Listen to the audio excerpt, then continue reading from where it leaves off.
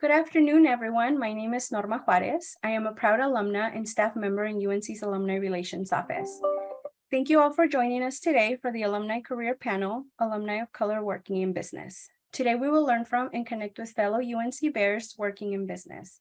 Before I introduce you to our panelists, I would like to share a couple of housekeeping items. This event will be recorded and will be available on demand a week after the event on the Alumni website. I will post the link in the chat. I invite you to start building your network and reach out to our panelists after the event. And for that, I will be posting their contact information also in the chat. So please look for that toward the end of the event. I will go off screen after introductions, and I will return toward the end of the event to provide a closing statement. As we highlight the careers of these alumni, I invite students, fellow staff, and faculty to ask questions through the Q&A feature. Now, please help me welcome our panelists. Panelists, please introduce yourself by stating your name, title, company, your UNC degree, and by sharing a little bit about yourself. Chantel, we will start with you. Okay, good afternoon, everybody. My name is Chantel Acarelli. I graduated UNC in 2005, so I'm a dinosaur. I majored in both accounting and finance and business management. I started my career out in auditing with KPMG, and then just did a whole spiral to get to a nonprofit. I'm a director for Loved Ones Victim Services. It's actually a California-based company that I run from Colorado. It's a mental health counseling center for people struggling with grief and trauma, with traumatic events, basically from homicide or any kind of violent acts. So we just help people through their trauma, navigate through that. Awesome, thank you. Mario? Hi, everyone. My name is Mario Hernandez. I graduated from UNC in 2013 with a business management degree. And I'm currently a business operations manager at Smartsheet. A little bit of my journey here was to actually started out in education. We used to work at CU Boulder in residence life, and then ended up working with an ed tech company. And that slowly helped me transition over to a technology company as a business operation manager after doing that for about 6 years. So Smartsheet is one of the larger software operations similar to any other sheets and different business management platforms. If you're familiar with similar things to Excel, to Google platforms and Sheets, Smartsheet does a very similar thing for businesses at a large scale. Awesome, thank you, Mario. Alejandra? Hi, my name is Alejandra Esteves. I graduated from UNC in 2008, so also a little bit of a dinosaur. I graduated with a bachelor's with emphasis on accounting and finance. And then I recently received my master's in business administration in 2020. I started my career in public accounting at a local firm here in Greeley, Anderson & Whitney, and then worked in consulting for a little while, and then landed back at UNC, where I have been in the finance and accounting department for the past about 6.5 years. And I've served as assistant controller for the past 2 years of that time. Thank you. Justin? Hello, everyone. Aloha. My name is Justin Puckett, and I'm born and raised in Hawaii. And I am a biracial individual, half Japanese and half Caucasian. I graduated from UNC in the spring of 2010, and I started my career in public accounting with Deloitte & Touche, and did that for a few years where I obtained my CPA. Then I've really found my passion in healthcare, where I worked with Kaiser Permanente for 7 years in Hawaii, as well as in Northern California in their headquarter office. After spending 7 years at KP, I spent a year at a large hospital and health system in Hawaii. And now I am the Hawaii market leader for Humana, a Fortune 40 company that focuses in the Medicare Advantage market. Thank you so much, Justin. Now I will hand it over to Rosa, who will be our facilitator this afternoon. Rosa? Hi, thank you all and welcome. Thank you so much for joining us today. My name is Rosa Law, and I am the director of the Advising Center for the Monfort College of Business, and I will be your moderator. So let's go ahead and get started with our first question. What jobs, internships, or coursework from your time at UNC led you to your current role? We can go ahead and start with Alejandra first. All right, so during my time at UNC, I actually did not do an internship. I held a job during the 5 years it took me to graduate. But I worked as a teller during that time, and then I worked as a accounts payable technician for a nonprofit during the last year of my college life.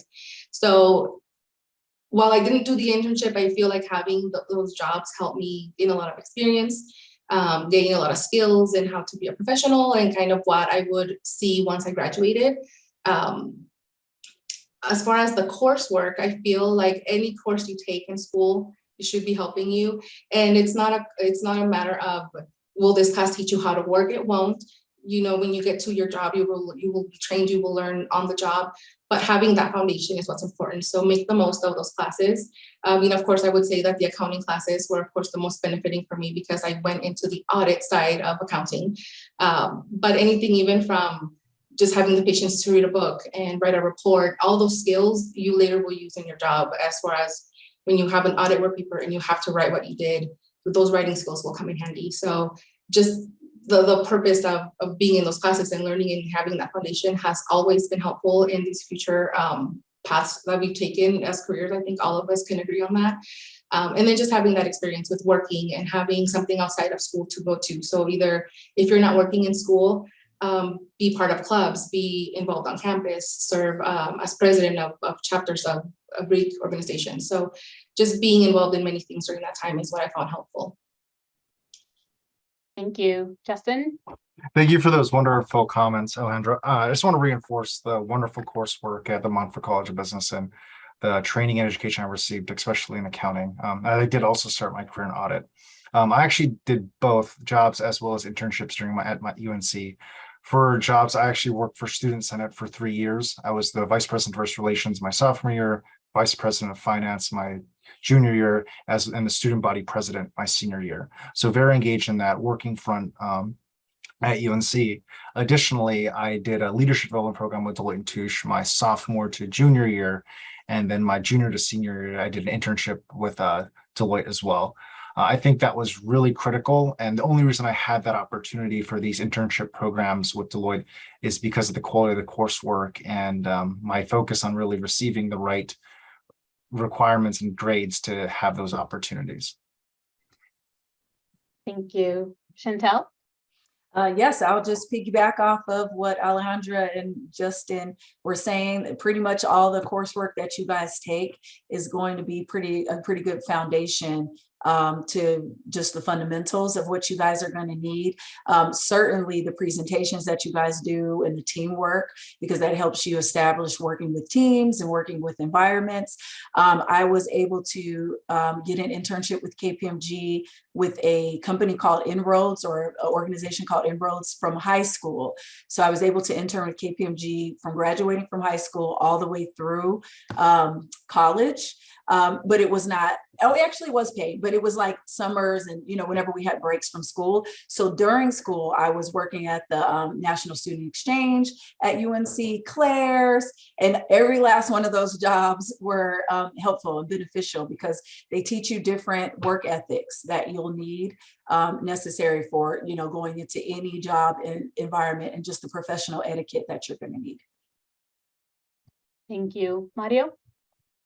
Yeah, and I think for me, the coursework and thinking about people management, that was something that I actually discovered through a little bit of the work that I was doing with residence life. I was a diversity mentor, and then an RA and a senior RA. So really that taught me a lot of skills in terms of working with the team, being able to manage priorities and high expectations, particularly working in an environment that's always changing. I think that's something that was also very beneficial, is you're always balancing many things when you're a student leader. So being involved in additional things outside of the Monfort College of Business.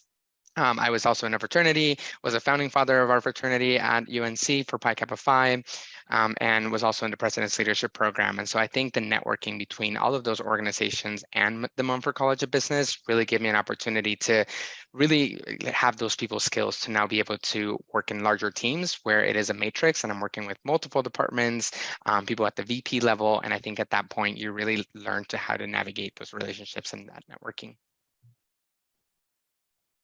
So you touched a little bit on what our next question is going to be. What advice can you share for how to network effectively And how have you leveraged your network in support of your career? And we'll start off with Justin. Thank you. I think the big thing is get involved, meet people. I think get involved in different student organizations, clubs, and build relationships. Delta Sigma Pi, Beta Alpha Psi for those accounting majors. Then there's even Beta Gamma Sigma for those high performing business majors as well. Those are great opportunities. And really all the different student clubs and organizations, if it's like soccer, lacrosse, or if it's a barbecue club. And I think the really important thing is through those clubs, you're able to meet people who are a couple years ahead of you or 3 years ahead of you. And I think that's the huge value is like, it's really nice to have a role model who's 5, 10, 15 years ahead of you, but it's very important to find someone in a peer group where you're able to connect that's a year or two ahead of you. And I had that opportunity through being involved in a social fraternity where I had met like some of my best friends who are a few years ahead of me, and they've really helped guide me throughout my entire career.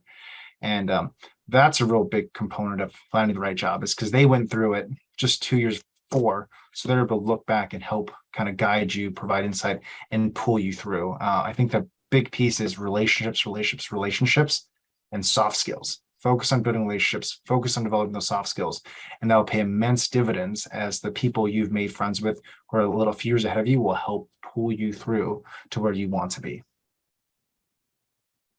Thank you. And one more thing, sorry, and I think it's a big thing with your first job. I know everyone wants to get that perfect job. You want to have that awesome career, but that shouldn't be the priority for your first career. First career really should be, where am I going to go where I'm going to acquire the right skills and the learning environment that will help me benefit my entire career. Like, you don't need to work at a utopia place where you have like free food and make a ton of money. Find somewhere where you're going to learn a lot and you're going to be fostered and help grow, like be put in those challenging situations to develop quickly. Because if you can deal with that pain early in your career, that will provide immense benefits the rest of your career. Thank you. Mario? I think my biggest piece of advice here is to push yourself out of your comfort zone whenever possible. There are times that I went to events at UNC that maybe were a little bit outside of what I was interested in. Maybe it was something related to marketing or finance, and those weren't particularly my field. But if a speaker came to an event or there were other students that were going to those, a lot of the times I actually met a lot of other people that were just interested in some overlapping aspects of things. And I was able to make those connections that later on helped me out. And so pushing yourself a little bit out of your comfort zone to learn about new things, to really connect with new people outside of your particular degree. That's also one of the things that once you start your career path, when you start at a new company, the first few months you're learning the role, but also taking the time to get to know people, not just in your department, but outside of your department. If there's something that interests you, set up a coffee chat with someone. That's the one thing that I've been the most impressed about, is that people from all over the company and different departments are always willing to tell you a little bit about what they do, share a little bit about their experience, and that alone kind of helps you build your network over time. And who knows, down the line, that could mean that there's an open opportunity in their department that also will help you kind of move your career along. So again, just kind of expanding that and just always pushing yourself a little bit. Perfect. Alejandra? And going along with what Justin and Mario shared, networking is very, very big. I think when you're in school, I remember attending Meet the Firms, even as a sophomore, just to go and meet people and get used to just feeling awkward in front of the booth. And sometimes I felt alone. I would invite a friend to go with me and maybe just we could do this together. I've always been kind of a shy introvert person, so having someone there with me helped a little bit. And then once you get into the routine of it, you get a little bit more comfortable just approaching the firms and speaking to them. So that definitely helped. And as far as organizations, I was involved in Delta Sigma Pi. That did help me kind of come out of my box a little bit and be a little bit more social, where normally I would have been at the library doing homework. Maybe there was an event that I could participate in and meet people. In my career now, I feel like keeping in touch with your colleagues throughout time has been helpful. I keep in touch with people that are in jobs I had 10 years ago. And it's keeping those connections that has also helped. They'll give you insight on job openings of information on their field that might be helpful to you for some reason that you might find interesting. They come in handy when you need references. There are times where you might need to scrub up your resume and cover letter, and it's always nice to have another professional take an eye and look at it for you.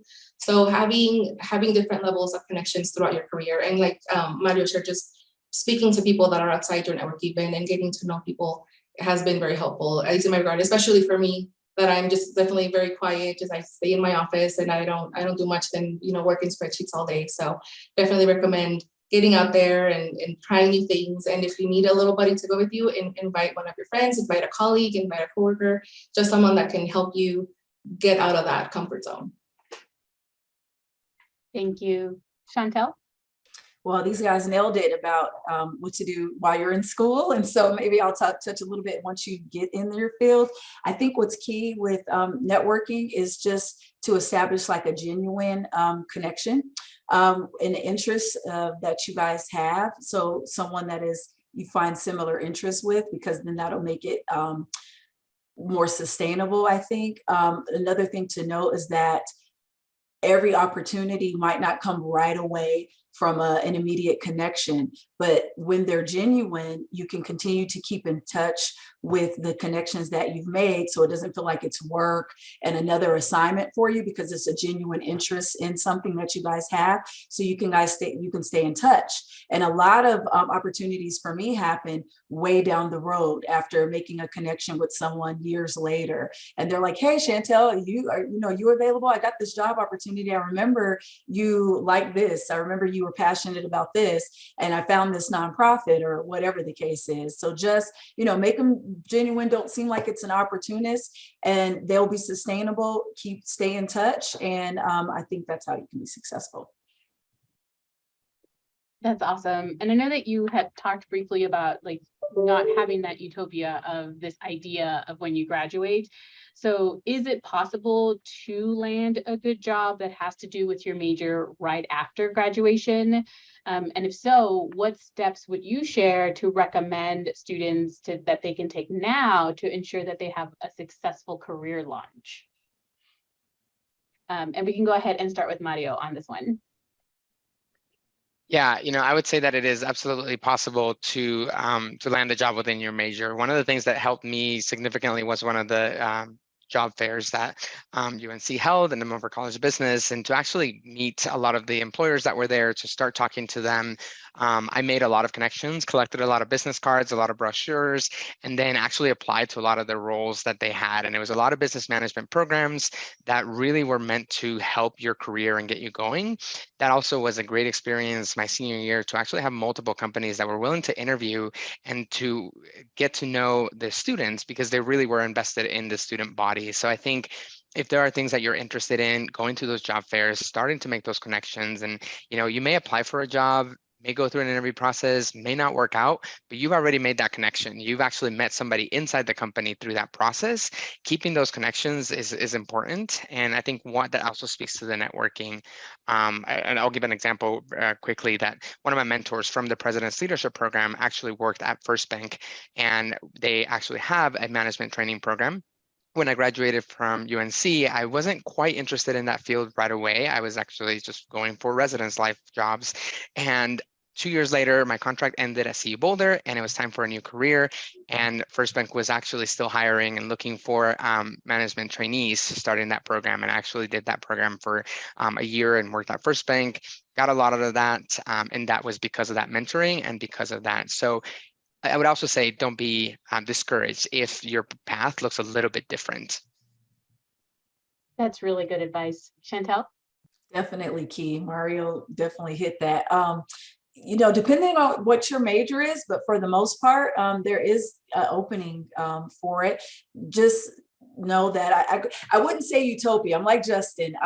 You're going to get like entry level, but it's important, you're going to get these skills that are necessary in order for you to be successful. So, you do have to crawl before you walk, but I think every opportunity is an opportunity to take a nugget with you to, develop tools and skills.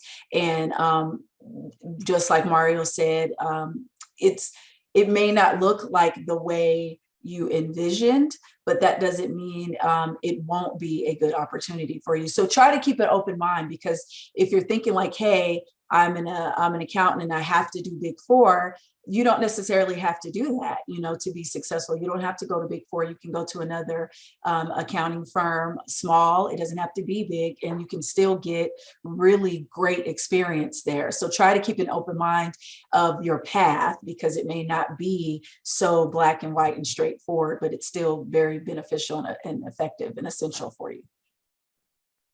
Thank you. Justin? Yeah, and I don't want to repeat what's said. I completely agree on that career zigzag. And you always have to realization, you're going to be working for 45 plus years. And I know then you want to save and try, but your journey is long, and it's embrace that zigzag and find something that you're passionate about. I think early on, it's what your natural gifted skills and what do you really enjoy, then you find on where's that overlap, then focus on industry there. Then it's that saying, if you do what you love, you don't work a day in life. That's not always true, but most days it's true if you really love it. And I think the biggest thing I want to take on this one is the people who recruit from colleges are the people who recently graduated. So really focus on building relationships with people a few years ahead of you to help you guide you through the process. And that's how you can really land somewhere you want to land. Alejandra? Great. Great responses. I feel like there's not much else I can add, but I will say that in agreement with everyone before me, you probably won't have your dream job right after college. So pick a job where you feel you're going to get the most and learn all the skills that you're going to need to advance in your career. Like Chantel said, I started at a small CPA firm here in Greeley, and I feel like I learned a lot. I was able to work on an audit all on my own from start to finish, and I think that was a great experience.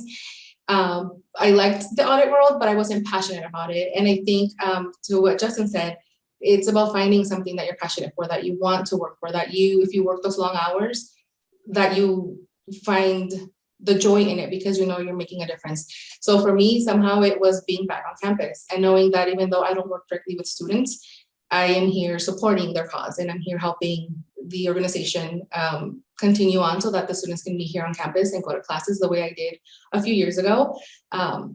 So being able to make that transition through life and being okay with, your first job isn't going to be great. Maybe the second one will get you closer, but finding the pieces that you like until you get to where you find that you are happy, and that, like Justin said, you might not get that feeling where you find what you love and you won't work it in your life. Some days are rough. Every job has its ups and downs, but at the end of the day, if you feel like you're making a difference, it'll be beneficial. And getting there is a path. It won't be one step and one week after graduation and you find it. It'll take time, but getting there, I don't want to sound cheesy, but getting there is part of the experience. Thank you. So as a person of color, have you had to utilize skills or insight to navigate the world of work differently?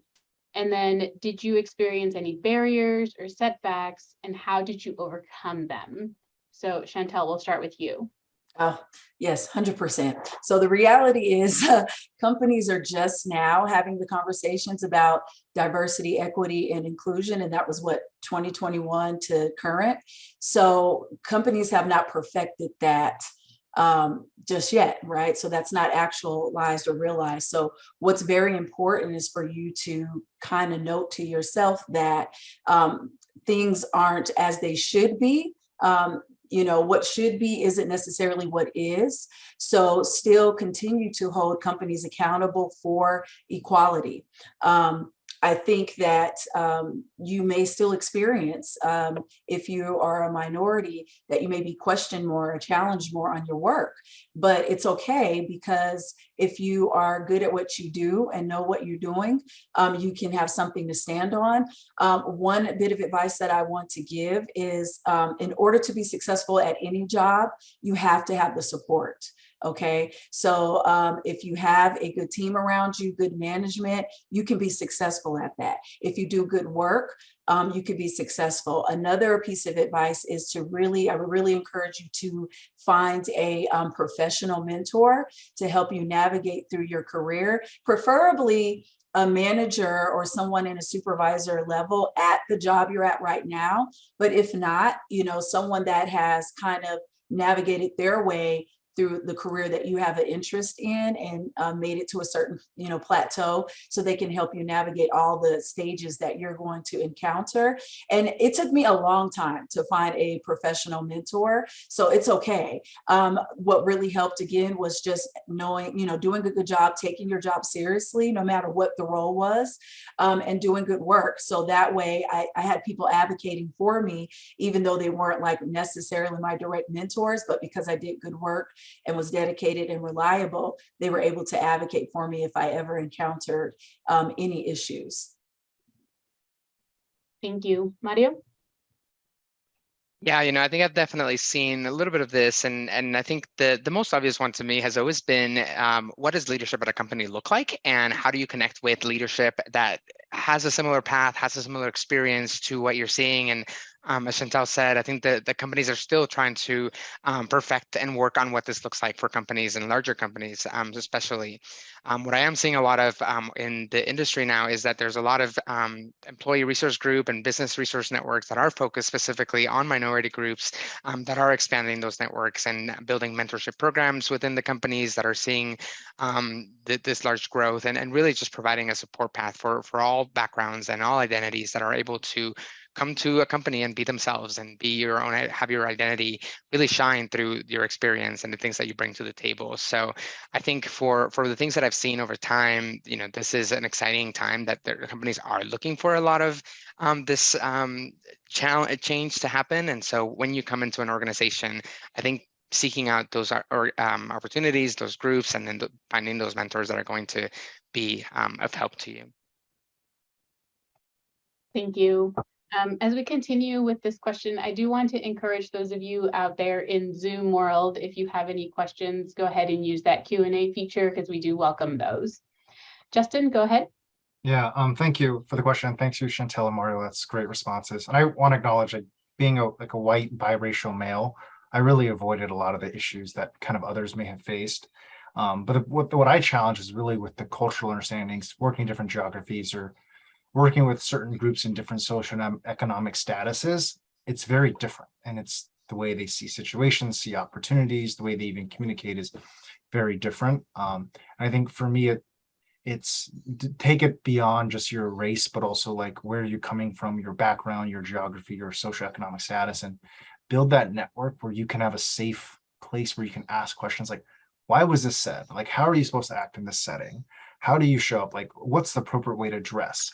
And really have peers and mentors and like coaches that you can ask these questions to put you in the most optimal situation that you will be in, absolutely, when you're at work. Thank you. Alejandra? Just adding to that, I feel, at least in my experience, there's always going to be, not always, I would hope that it would be always, but it's very common that there's still a lot of barriers and challenges. But in facing those, it's important to be able to stand on your ground and know your stuff and know who you are and know your things, so that when someone does question something, you know what to answer, and you know that you can defend yourself and why you're where you're at. One of the things that I use as on a positive side of it is that, how can my background help others? I've been in instances even on campus where I've been called in to interpret for parents who are trying to pay their children's tuition bill, and they aren't able to communicate with the cashiers. So they'll call me because they know that I'm around, and I've been able to help in that regard. So it's been helpful in some ways. It also has provided me with the ability I'm working on having empathy and being able to put myself in other shoes and say, I might be comfortable now because of where I am and because I've been made to feel comfortable, but how does someone else feel? Because they might be newer, they might be new to Greeley, they might be new to campus. So being able to just interact with different people on campus has been helpful, and being able to feel like I feel comfortable being on this campus because we do have a DEI program. And in looking for jobs for graduating students, look at those organizations and do they have DEI programs? Are they interested in having those types of programs to help staff and to help incoming recently graduated students? So you always want to be comfortable in the environments you place yourself in. So if you find yourself at a job and you don't feel like there's an effort for inclusivity, for engagement, then maybe it's enough for you to say, I want to move to something where I feel more welcome, where I feel like this is a priority for the organization. And again, with UNC, I know it's something that we've in recent years have worked on. So it's something that I know I feel comfortable being here because I know it's something that they're taking into consideration. So just always know the organizations you're working for and do the research. You know, are they going to make me feel welcome? Am I going to feel like I am a part of the team and not just someone who's there to do a job? Thank you. So Alejandra, we're going to start with you on this one. Who or what inspired you to pursue your career? Well, I will start with the background on how I ended up here, but I was very undecisive. So I graduated high school and had no idea what I was going to do with my life. I came to UNC as a freshman and was undeclared up until I couldn't be undeclared anymore. And I actually declared finance. At the time, my sister was actually a junior at UNC, and she was, of course, an accounting major. So shortly after, I went ahead and added accounting to my degree plan. So I would have to say that my sister was definitely a big influence in the choices that I made. I always knew I was going to go to college one way or another, but doing this for a living was not something that I grew up. You know, do you really have a 5-year-old, you know, wanting to be an accountant? But it's something that I kind of fell into, and it fit well. I've always liked numbers, and the numbers made sense to me. So it seemed like a good way to be around numbers and also have a career. And I think that's kind of where I'm going back to my previous question. The previous question is, I like accounting, but where will I find fulfillment in it? And it's been on campus. So I would have to say that it's been probably my sister, my family. My brother is also an accountant now, so it might be genetic. But I somehow stumbled upon here, and here I am. So it's due to multiple factors that contribute, but probably the biggest thing was my sister. Thank you. Chantel? Man, I'm trying to figure out my little career journey. So I was trying to figure out too. I was a kid that grew up poor. So I just wanted a job that was stable, that I can pay and not live paycheck to paycheck, kind of like how I grew up. And as I said, I'm very old. So when I was going to school, there were conversations about they didn't understand affirmative action. And the conversation was, the reason why there's not a representation of minorities in college or the workforce, corporate America, was because we weren't smart enough or we weren't driven enough and to get there. So that always bothered me. And I've always just had this driven passion for underdogs, because being an underdog myself, the underserved community, if you will, impoverished community, I know there's a lot of very smart, talented people in those communities. So I just set out to prove it wrong because I knew better. So I'm like, I'm going to get in here, I'm going to get in KPMG, and I'm going to be the first Black women partner. And that just did not happen. I just hated it with a passion because I really liked nonprofit work and not the whole, corporate America culture, I should say. So it just kind of kept going that way. And I was tired of just volunteering with nonprofits. I wanted to figure out how to merge the two, because I did, even though I started out completely wrong, liking math and thinking accounting and math were the same thing, and they clearly weren't, but I still liked reconciliation. I liked the little quirkiness about just making stuff tie. I mean, to the penny. I was that anal person and backing up everything and all of that. So I'm like, how do I mirror the two? And it was never a clear picture. I literally stumbled upon my way into where I am now. But thankfully, I was able to continue on that path of continuing to find companies, just like Alejandra said, doing the research and kind of like what their mission statement is, and just continuing to try to align more with companies that had that mission statement, even if I didn't get right to doing like some type of direct service, because I know I did not want to go back to school for social work or anything like that. So it was gonna be accounting or business management. But I was like, how can I continue to get closer and closer to a company that, aligned, had the same values and aligned with what I wanted to do. And I finally got there. Mario?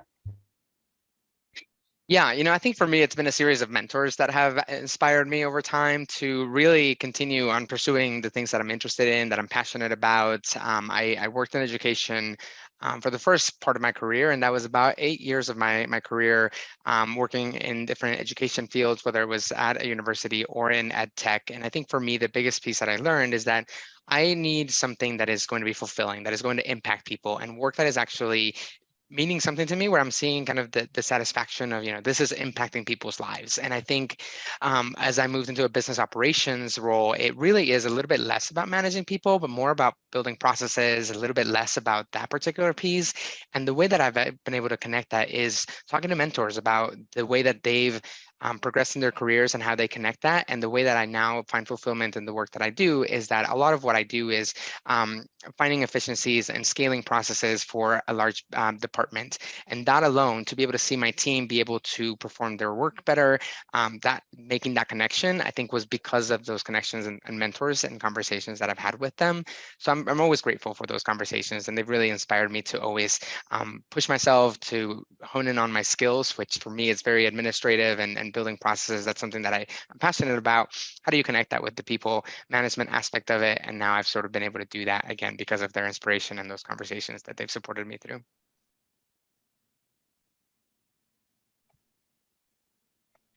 Justin?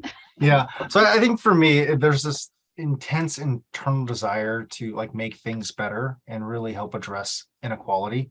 That's kind of at my core of what I do. But then it's like, okay, how did I get there? I definitely didn't start there. And it really comprised of what was my next best step once in college and once I graduated from college. And from there, I graduated in 2010 in the middle of a global recession. And with that, accounting was a great career, a very stable, secure, and a hard skill. And with the desire to lead people, but the reality is when you're college, like, okay, you want to be a manager, but what skills do you have to manage? And so it's really focusing on those hard skill sets that accounting and finance and computer information system really provides. Then from there, I stumbled into healthcare and really fell in love with like the complexity, the scale of it, the fact that it's roughly 25% of GDP, and the ability to kind of fix that and improve that over time has really developed my professional passion of helping improve healthcare access and affordability over time. Okay, so we have some questions from the audience. How do you find out about the values of a company? So we can go ahead and start with you, Justin.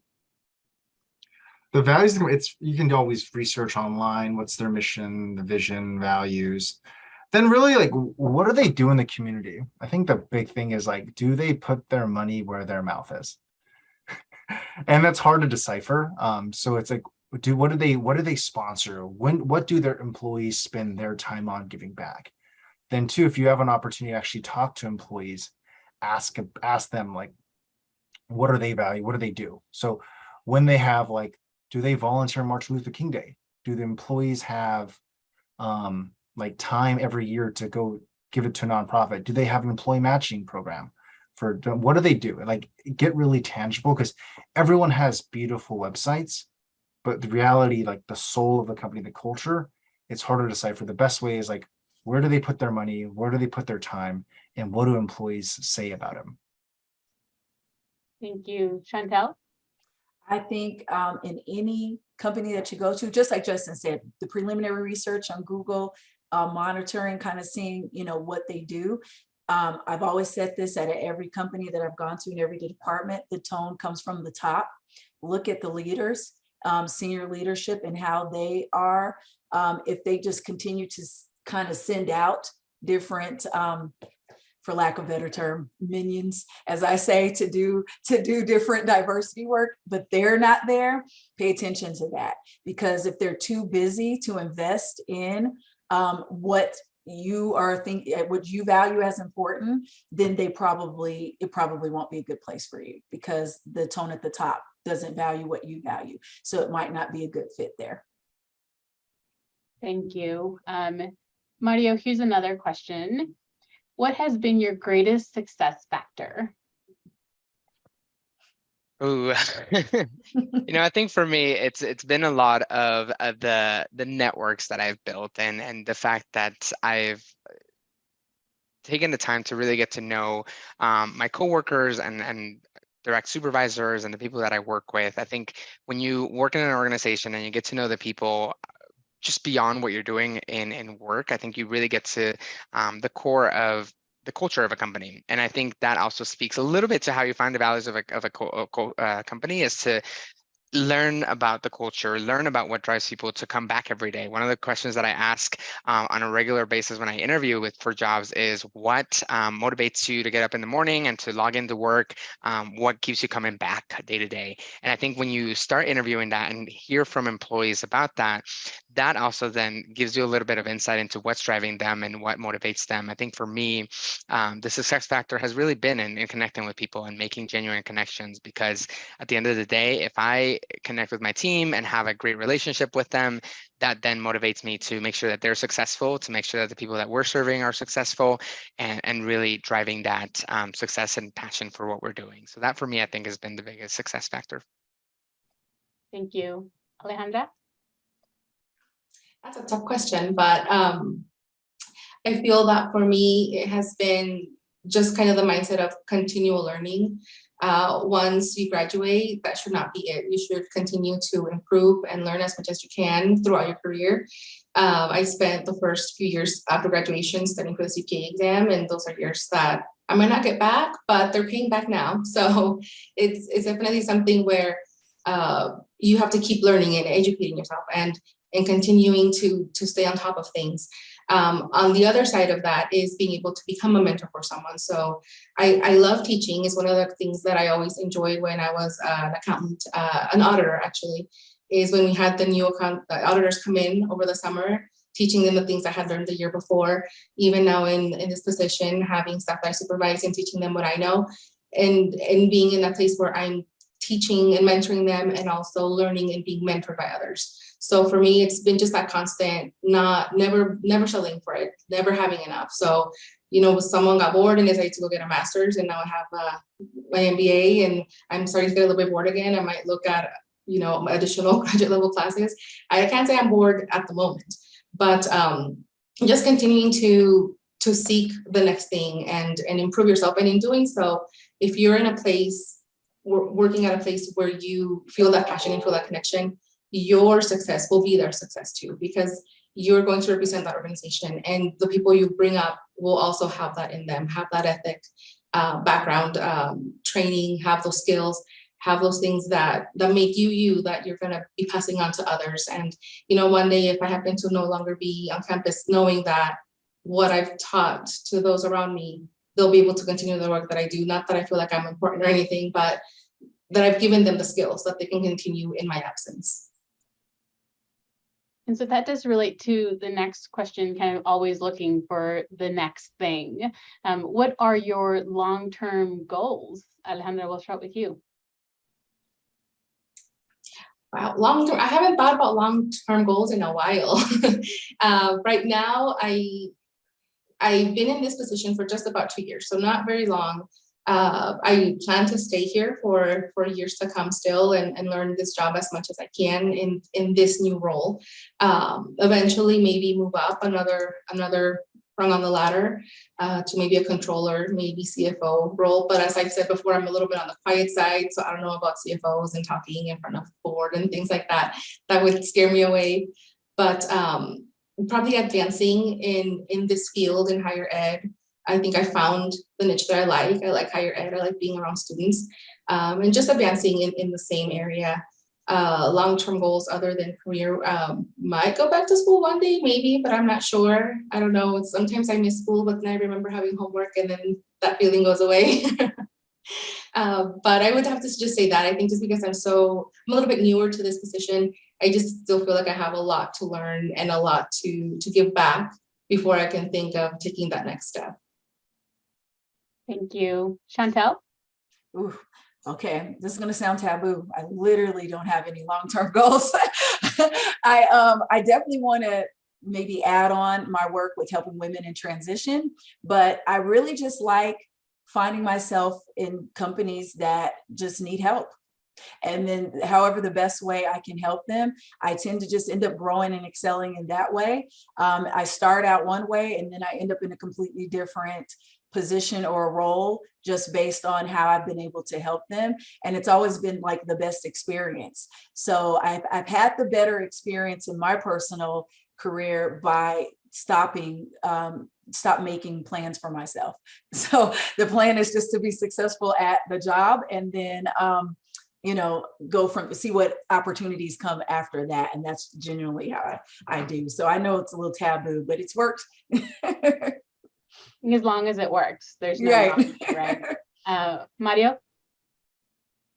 Yeah, I think I'm in kind of a similar boat in terms of I used to have this ideal like long-term goal. Here's where I'm going to be in 10, 15 years. And I think the more I've changed careers and shifted around to different companies, I've learned that there's just so many opportunities out there that I don't actually know where the next step will take me. I've started at this company about 6 months ago, was part of just an opportunity to change roles and saw a new opportunity that I didn't even expect in any way.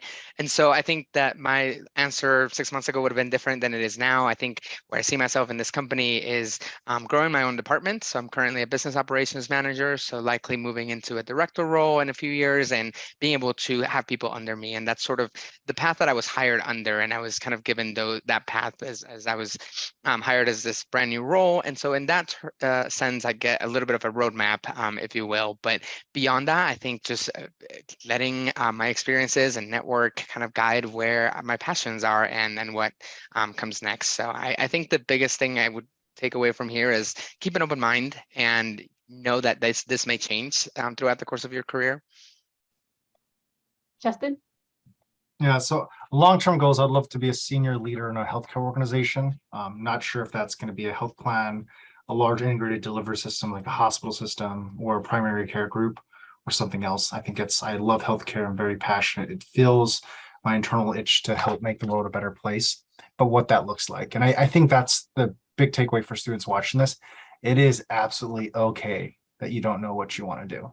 Because even when I'm like 11 years into my career, I still don't know. I have a general direction, but I don't have a direct path. And it's that focus on what's my next best step to get me to a place where I have like happiness and enjoyment and my skills are beneficial and find that overlap, then keep marching down that path, then enjoy the journey. Like everyone says, like life's the journey, not the destination. And that's so true. Because if you're chasing, I want to be CFO, you're going to get there. Then when you get there, what do you do? And just remember, your career is a long time. And so don't rush to a destination because there's still your time after you reach the destination. I still don't know what I want to be when I grow up, right? Right. And so this one has to do more with the future of not you yourself, but of the job market. So what future do you see for the job market in this career, and what trends do you see developing over the next few years? And so we'll start with Justin. Mm-hmm. I think that's a great question. I think that's very important as if you're in college or early in your career, like where do you commit your time, energy, and like knowledge in a space that's not going to be automated away or outsourced away. And I'll answer from like a healthcare landscape because that's what I have the most expertise in at this point in time. It's really healthcare is roughly 20 to 25% of GDP and hopefully not growing much more than that. I think there's tremendous innovation and focus in healthcare and there's going to be a large growth in that. And what people don't understand about healthcare, it's not just doctors and nurses and pharmacists. It's really, there's a lot of business professional elements there around like operation, finance, analytics, customer service, and sales and distribution. So I think healthcare is a booming industry and continue to grow, especially as you see the baby boomers age into like Medicare Advantage beneficiaries, where they will consume roughly on average 3 times more healthcare utilization than someone who's under age of 65. So I think it's a very growing market for healthcare, and we'll get a lot of focus professional as well as from state and federal agencies. Thank you. Chantel? Well, COVID has certainly changed the dynamics of a lot of working environment now. So I think you're going to see a lot more duality space where you were working remote and in office, which is good. I think you're going to see a lot more flexibility. What I'm eerily seeing is a lot of job opening positions. And so I'm not sure what other people are doing, but I'm also seeing a trend with this current generation where everyone is very interested in like working for themselves, being entrepreneurs. So from a business aspect, I do see a lot more availability for obviously accountants, because no one wants to do accounting, right? So all of these entrepreneurs and these, you know, TikTok YouTubers and all that, they're going to need somebody to help them with the books. So I think, you know, that's going to continue to be a stable career, accounting and finance, and just as well as just business savvy, because a lot of people that are doing going on that path don't necessarily have that business platform and foundation, and they're going to realize that they're going to need a team at some point. So I think that just the trends of where things are going is going to be pretty beneficial for just new avenues, I think, for you to be able to take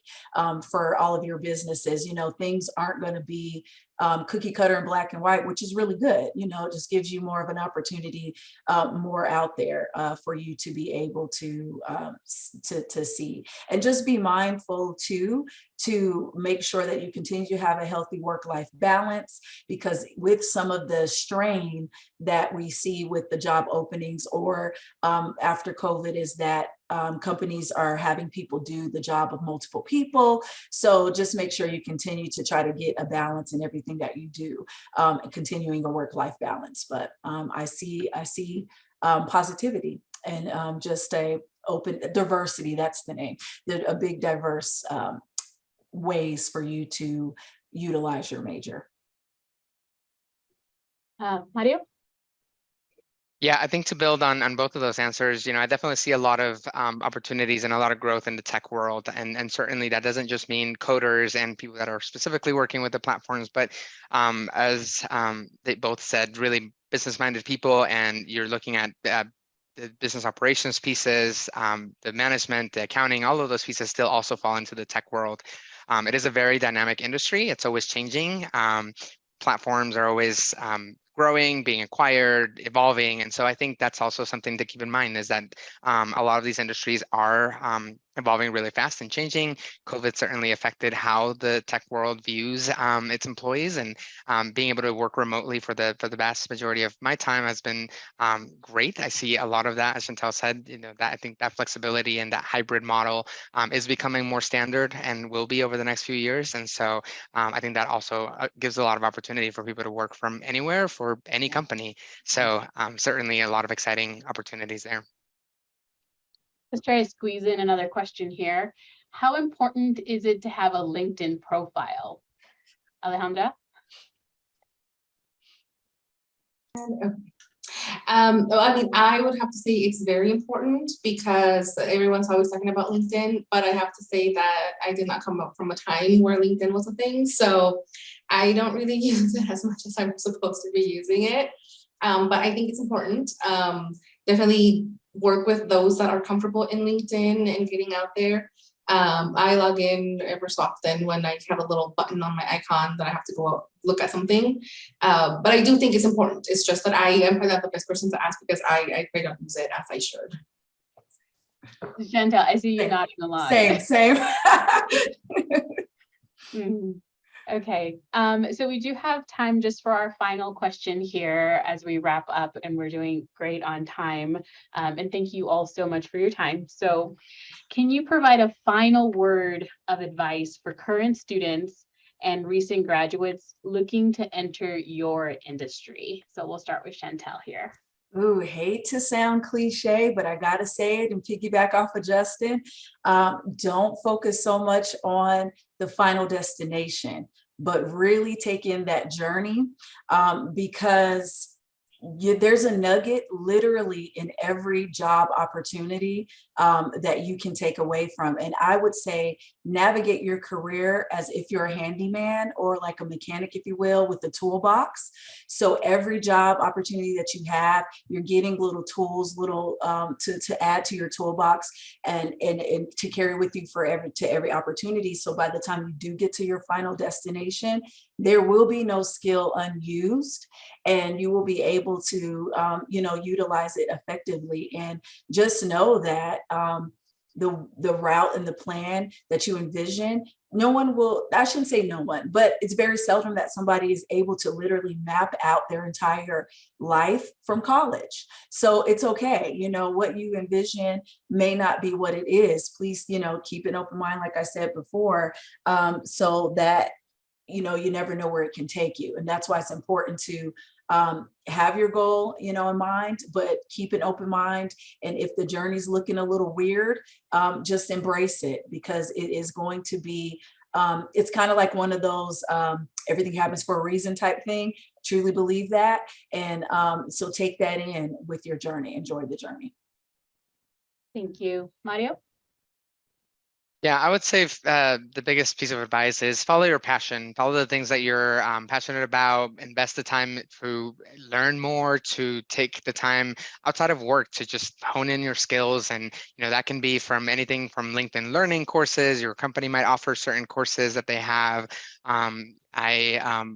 Similar to Alejandra, I got my MBA a couple years ago. And so education has always been a passion of mine. So learning, I followed that, and that alone opened up other opportunities for my career just because it's something that I enjoy doing. I spend a lot of time on LinkedIn learning courses, just learning different skills and trying to adapt to the ever-changing work environment. So keep learning, follow your passion. And I think that kind of leads to the success, whatever your journey might look like. Alejandra? Just to add to that, I would say for those students that are still in school, enjoy it. Enjoy the last year, the last few years you have. Someone mentioned earlier that we have 45 years to work, which is kind of, that's how I'm feeling right now. Oh my gosh. But you really only have 4 years, 4 to 5 years in school. Enjoy that time and make the most of it. Because once you're done unless you go back for your master's. But even then, it's not the same. Going back as a graduate student is never the same as being an undergraduate student. So make the most of it if you're still there. Once you transition into your career, then, like Chantel said, keep your mind open. Be open to new things. Don't be afraid to make a change. If you find yourself in a place where you're not happy, it's okay to change. It's okay to go and switch your career 180 degrees, because that's what life is. It's just one step at a time, and enjoying the process and making the most of it. And most of you probably had a class with Professor Keiko. She always used to say, always leave a place better than you found it. So always keep that in mind. When you leave a job, when you leave even a room, did I leave it better than how I found it? So keep that in mind as you progress through life. Keiko's still here and she's amazing. Justin? Yeah, real quickly, I think focusing on relationships with a purpose, like go deep, don't always be surface level, like use the professional organizations in your industry and use those employee resource groups that Mario talked about, the ERGs, the NRGs, the BRGs, and that's how you can build relationships across scale. And the best advice when I got when I was 24 years old that I've lived every single day of my career since then is anyone smart can go deep, but where analysts and smart people struggle is going broad and understanding how things connect together. So start your career, go deep, get some hard skill and knowledge and develop that content understanding. But after your second, third, fourth job, go broad and understand how things connect. Because what will get you far is understanding how things connect and work together and how people work, not just a specific content understanding. Because if you're smart, you can always figure it out and have that confidence in yourself. Thank you so much. And that's been great advice for everyone. Thank you so much for your time. I'm going to go ahead and hand it back to Norma for closing remarks. Wow. Thank you so much to all of you for being here and sharing your UNC experience, your career path, your industry insights. I always get goosebumps just listening to you all and hearing what amazing things you all are doing. Thank you for everybody who joined us. Please feel free to reach out to these panelists and start building your Bear network.